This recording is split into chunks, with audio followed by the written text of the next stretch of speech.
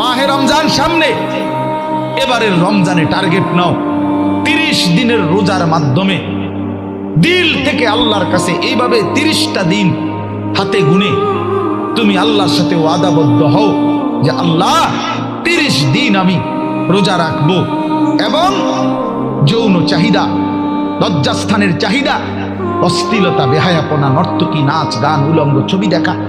নারীকে নিয়ে চিন্তা ভাবনা, মেয়েকে নিয়ে অশ্লীল চিন্তা ভাবনা, অবৈধ কোনো প্রেম সম্পর্ক, হারাম কোনো রিলেশন, এই সব ত্যাগ করে বন্ধু 30টা দিন মনোযোগ দিয়া রোজা রাখো, তারাবি পড়ো, ইফতার করো, সাহারি করো, তাসবিহ পড়ো, তেলাওয়াত করো, কোনো আলেমে দ্বীনের সাথে উঠা বসা করো, ইমাম সাহেবের সাথে সম্পর্ক করো। ইনশাআল্লাহ দেখবা